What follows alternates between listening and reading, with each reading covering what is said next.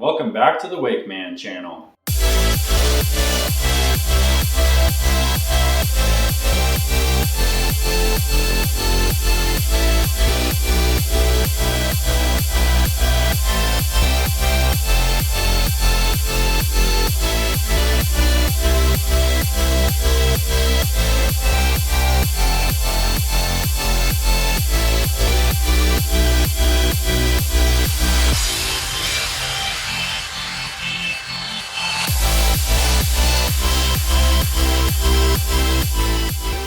Alright, so I'm going to start out this video by sharing a few pictures of some of my biggest supporters in their new WakeMan gear. So thank you to Supreme Surfers and Nick Lives Life.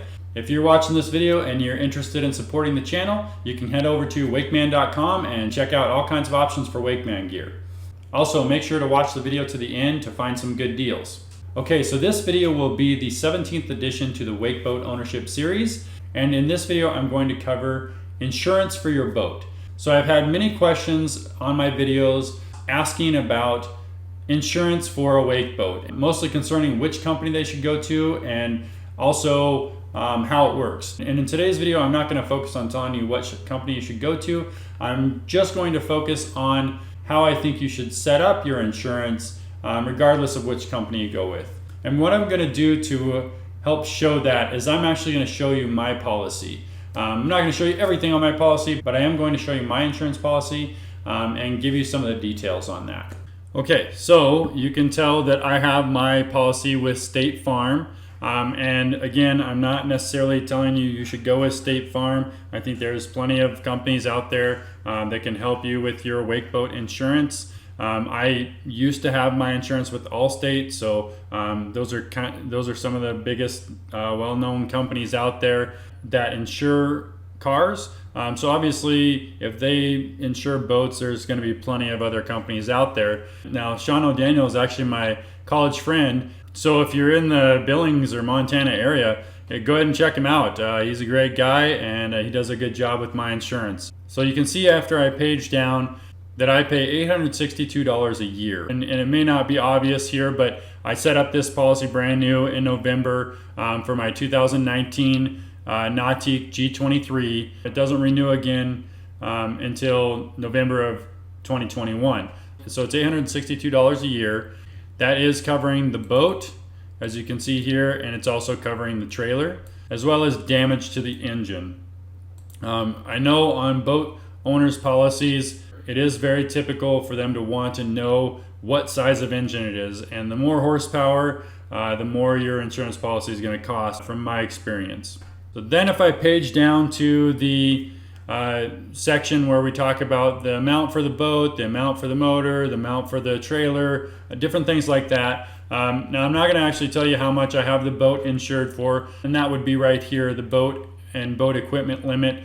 But I will tell you that on most boat owners' policies, you're actually insuring a specific amount, not the value of the vehicle at the time like on cars. So I actually have this set for the amount that I bought the boat for, and obviously the value is going to go down. If in a couple years from now I still own it and it gets totaled, then I would still get the full amount. They wouldn't base it off of the current value at the time, which I think is a really cool thing compared to getting insurance for a car. So you want to set that limit to an amount that would allow you to replace it if it got totaled.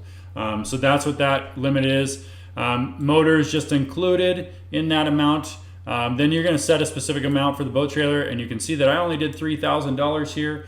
Obviously a boat trailer, if you had to get it by itself, it'd probably be a bit more expensive. But all I was worried about there is if I somehow total the trailer but not the boat, that it would at least put some money towards that purchase. And really all I'm looking for is for this number and my boat and boat equipment limit number to add up to the total of the boat of what I paid for.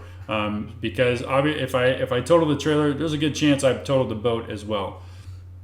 Then you can see there's an emergency services limit of $1,000, and I believe that's just if you need to be towed or something to that effect. There's also a wreck removal limit. So let's say if the boat got sunk, then it would be up to 10% of the entire premium. If you had your boat and boat equipment limit set to $100,000, then this would be up to $10,000 and a $1,500 minimum that they would pay to have your wreckage removed from wherever it was wrecked.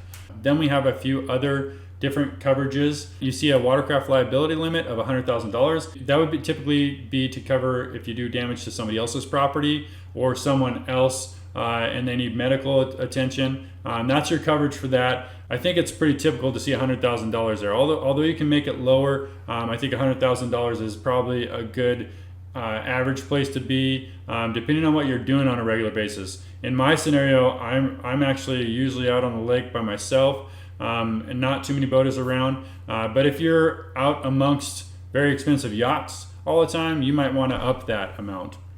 And then you can see there's an included fuel and other spill liability.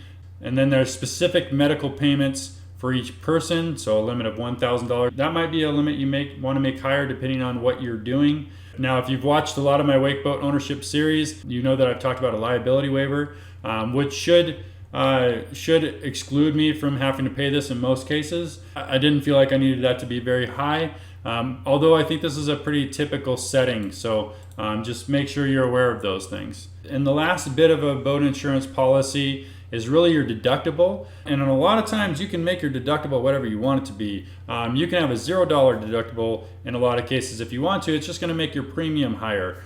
So you can see that my deductible is $250, and most of the time on cars, your deductible is usually $500, but you usually have the ability to change that. And I believe the reason I went with $250 on my boat is simply because that was the standard when I had my Allstate insurance, and I wanted it to be the same. One of the claims I've done a couple times is when I ruined a prop in one way or another, which I think is a pretty common thing. That's one of the reasons why I wanted to leave the deductible at $250, is because you never know when you're going to ding your prop, and you may need a completely new one. I do have an example here I'll show you. At one point in time, I actually essentially beached my boat while we were surfing, and just hit a really shallow zone, and it was just because I did not know the lake very well yet. Now I know that spot by heart, but it really scared the crap out of me. And if I hadn't had an insurance policy and a $250 deductible, it would have been a much more terrible experience. But in the end, it was just a little bit of gel coat repair and a brand new prop. And I only had to pay $250 in the end. And then another time, I dinged a prop, and it didn't even look damaged, but it was substantial enough to where it was a really bad vibration.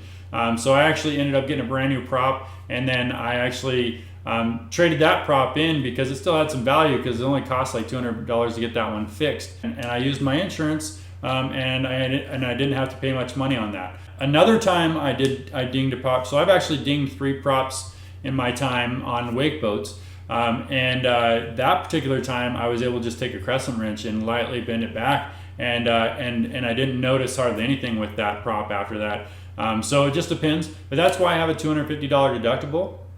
So that's really what I wanted to show you. Just wanted to kind of give you a breakdown of what a typical boat owner's policy looks like and what a typical boat owner's policy costs, and that's for a 2019 G23 used. So you can probably go out there and find what the prices are on those and kind of get an idea of what $862 premium per year for boat insurance with the settings that I have are for the cost of a 2019 G23. And I bought that in November. And just in case you're watching this video a year or so from now, I bought that 2019 G23 in November of 2020. So that would just give you an idea of what the insurance premium would be for a boat of that year and what it might be priced at for that time. So that's it for this week's video. I hope this video helped you. If you enjoyed it, please give it a thumbs up. If you have any thoughts on this video or ideas for future videos, please leave them in the comments below. And if you are new to this channel, please subscribe and hit that notifications bell so you can be notified of my future videos. I'll see you next week.